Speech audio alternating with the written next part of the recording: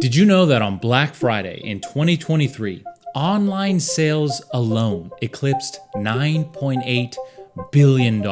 And not only that, but the total sales across the board were over $93 billion. This is larger than the GDP of some countries, major countries like Panama or Luxembourg. So what I want to do in this video, happy Thanksgiving by the way, is go over some of the insane facts and statistics for Black Friday, because this sales day has turned into a holiday of its own. And not only has it become a day where over 20% of the shopping for the season happens, but it's also become a barometer for the health of the economy. This day now affects everything from consumers' wallets to the success of some businesses to the stock market, whether it goes up or down. So as you eat all that good food and turkey and enjoy the company of your family and friends today on Thanksgiving, let's go over some very interesting facts about what's become the largest shopping holiday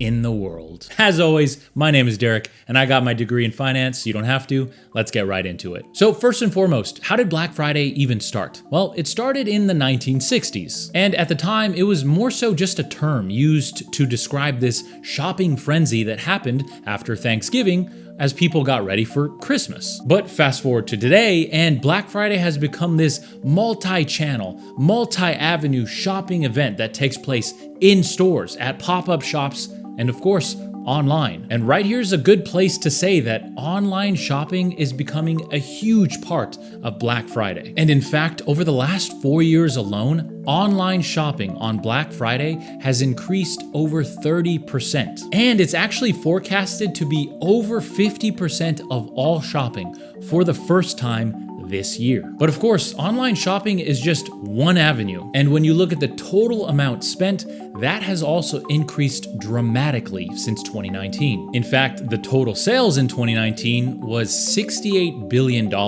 Last year, it was $93 billion. So even though the holiday has been around in some form or fashion since the 1960s, in the last 4 years alone, the shopping value has increased almost 50%. And yes, I know what you're thinking. Inflation absolutely has played a part in this increased spending. And that inflation did slow down spending over the last couple of years, but it is rebounding. And you can actually see that trend in the data. In 2019, the average person spent around $361 on Black Friday. But in 2020, that number dipped down to $312. That's because everyone was less certain and the economy was a mess. But in 2023, the most recent Black Friday, that number did increase slightly to $325, which shows that people are starting to feel a little more confident about spending, or that they're spending the same, but unfortunately inflation is hitting everybody's pockets. What's also fascinating, going back to online shopping, is how the prevalence of shopping on our smartphones has increased the dollar amount spent via online avenues. And what's interesting is not only can you see this trend grow year by year, but you can also see how recessions affect it. For example, online shopping for Black Friday in 2019 was $7.4 billion spent. In 2020, that number jumped up to $9 billion. That's a significant jump. But in 2021, that number dipped to $8.9 billion, which isn't a lot, but you also have to remember at the time, more spending was being done through the phone or through the computer because more people were staying home. And then in 2022, that number jumped again to $9.1 billion. But we also have to remember that inflation peaked that year. So were people actually buying more things, or were they just spending more money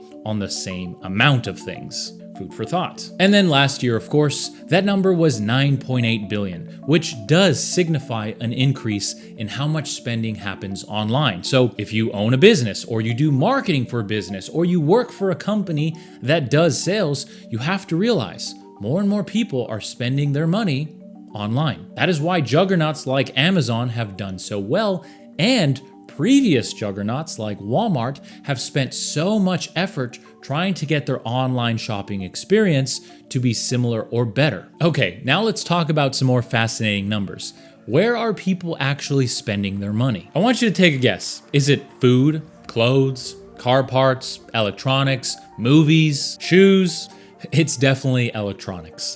$55 billion was spent on electronics alone in 2023. That was then followed by apparel, and then, of course, toys. And this makes sense. A lot of people on Black Friday are either A, upgrading their TVs or their phones, or they're buying gifts for other people, like clothes or toys for their children. And again, we have to talk about online shopping versus in-store shopping because trends are changing. So let's compare online shopping to in-store shopping. In 2019, online shoppers totaled 93.2 million. Compare that to in-store shoppers, which stood at 124 million. And what's interesting is, of course, in 2020, when everything was closed, online shoppers jumped to over 100 million. And in-store shoppers dropped from 124 million down to 95 million. And then last year, even though stores were once again opened, the trend remained. This reflects a shift in the consumer mindset and priorities from in-store shopping, where you can try things on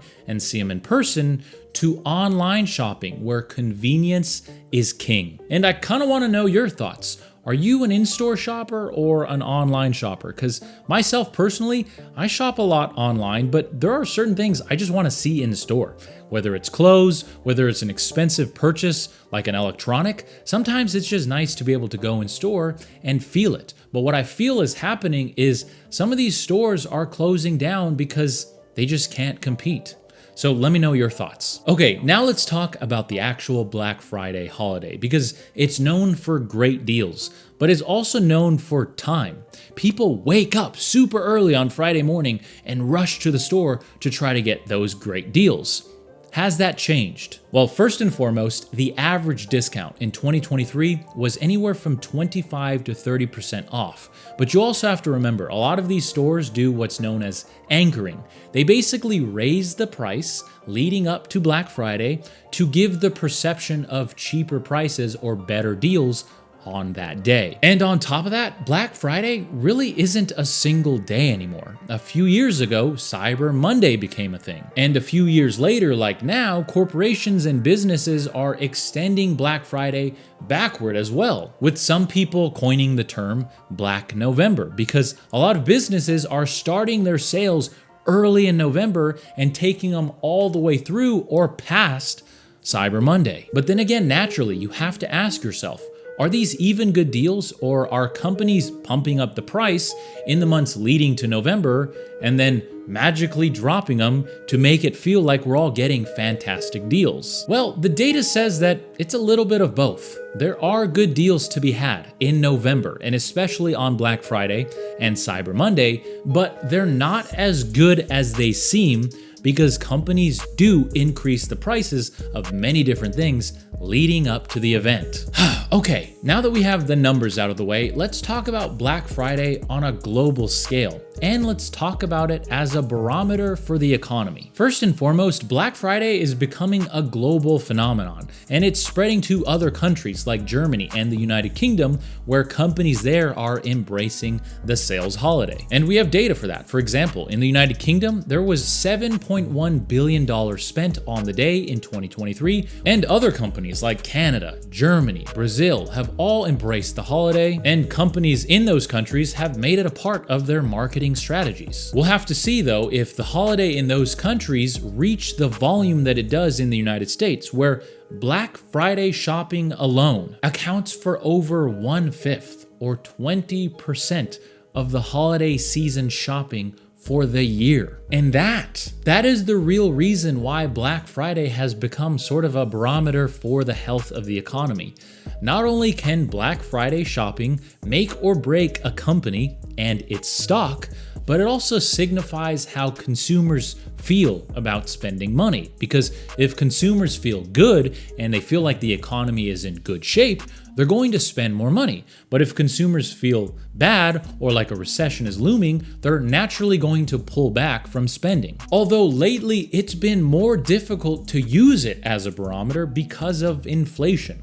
Over the last few years, we've experienced inflation on a higher level than usual. So it's hard to differentiate whether people are spending more money because they feel like the economy is strong, or if a lot of that spending is simply just price increases and people are actually spending less. Regardless, when I was doing the research for this video, it fascinated me how much emphasis the United States as a consumer culture puts on Black Friday. Not only does this holiday make or break some companies, not only does this holiday signify the health of the economy, but it's ingrained in our culture.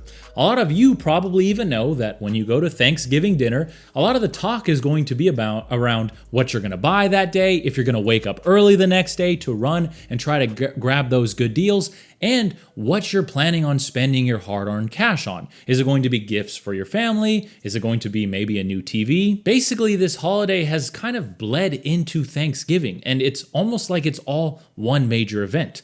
You go to dinner, you have awesome, delicious turkey and ham, and you hang out with your family and friends, and then you try to go to bed early, to try to wake up early, to try to rush to the stores and get those great deals. Yet, nowadays, it seems like it's more so you go and you eat dinner, you have a great time, and then maybe you're already buying things online because the deals already exist for like the week or two previous to Thanksgiving. Regardless, this holiday is ingrained in American culture and it's spreading to other countries. So it's going to be interesting to see this year how much money is spent and then how those trends continue. Online shopping versus in-store shopping into the future and in other countries. But with that said, I hope this video was super informative. I hope it was fun and relaxed as you enjoy your turkey and enjoy the company of your family and friends. And maybe if you're watching this video before dinner, you'll have some interesting facts to share with those people. Other than that, I hope you have a fantastic Thanksgiving. I hope you have a fantastic holiday season. And if you like personal finance, world economics, and investing, broken down simply, you are in the right place. So I hope to see you in the next weekly video. Until then, take care and eat some good turkey for me.